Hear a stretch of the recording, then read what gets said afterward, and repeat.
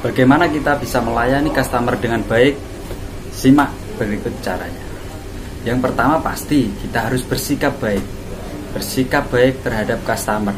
Itu secara umum semua pelayanan, semua cara melayani itu pasti bersikap dengan baik.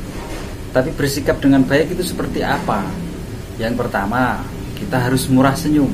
Ingat, murah senyum, bukan selalu tersenyum. Kalau selalu tersenyum, nanti dikira kita orang gila. Tidak setiap saat harus tersenyum gitu, enggak. Jadi kita memberikan senyum itu dengan sangat murah kepada semua customer kita. Terus yang kedua, kita harus bersikap ramah. Ramah dengan bahasa yang internal, dengan bahasa yang secara umum, bahasa-bahasa yang bagus, bahasa yang bisa dimengerti dengan gampang oleh si customer, dan tidak memakai bahasa-bahasa yang menyinggung. Jadi kita harus ramah. Yang ketiga yang tak kalah penting adalah kita jangan sampai membicarakan customer di depan customer yang lain. Jadi kalau memang ada sesuatu yang menjengkelkan pada customer, maka kita simpan, kita bicarakan saat kita rapat internal terhadap kru-kru atau tim-tim kita. Jadi jangan sampai kita membicarakan customer di depan customer yang lain. Walaupun kita tidak membicara dengan customer lain, kita bicara sesama karyawan, sesama petugas, atau sesama pelayan. Jangan di depan customer yang lain. Itu bisa berakibat fatal nanti.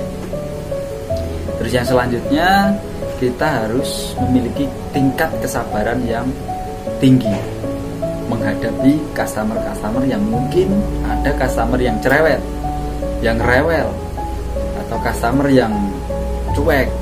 Jadi kita harus memiliki tingkat kesabaran yang tinggi. Yang selanjutnya, membangun komunikasi yang baik terhadap customer. Jadi komunikasi kita terhadap customer itu harus dibangun sedemikian rupa dan dibangun sebaik mungkin. Jadi komunikasi itu juga penting. Yang selanjutnya adalah melayani dengan sigap. Jadi kita tunjukkan kesigapan kita terhadap customer kita. Karena orang sigap itu akan membuat customer merasa dilayani.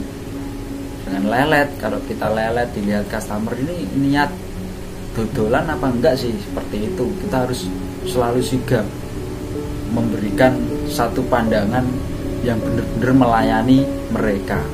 Yang selanjutnya yaitu menjadi konsultan bagi customer. Kita harus mampu menjadi konsultan bagi customer.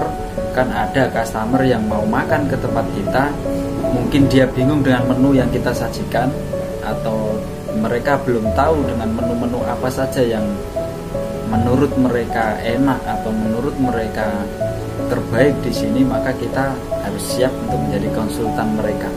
Kita tawari menu ini, kita jelaskan prosesnya, lalu kita jelaskan isinya, kita jelaskan manfaatnya, seperti itu. Dan yang terakhir, kita harus jujur. Jujur itu bukan hanya jujur yang dasar, tapi jujur yang global dan spiritual.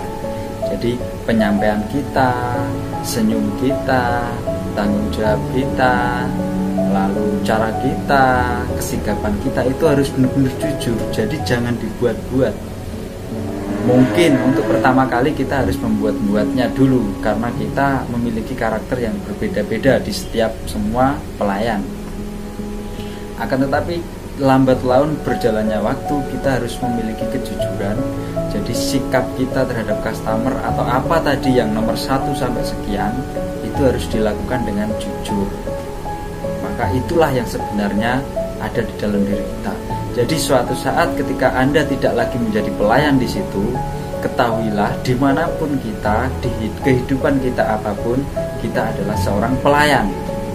Kita harus melayani sesama seperti itu dengan jujur. Maka yang terakhir ini yang tak kalah penting, melakukan apapun itu kita harus dengan cara yang jujur. Assalamualaikum warahmatullahi wabarakatuh.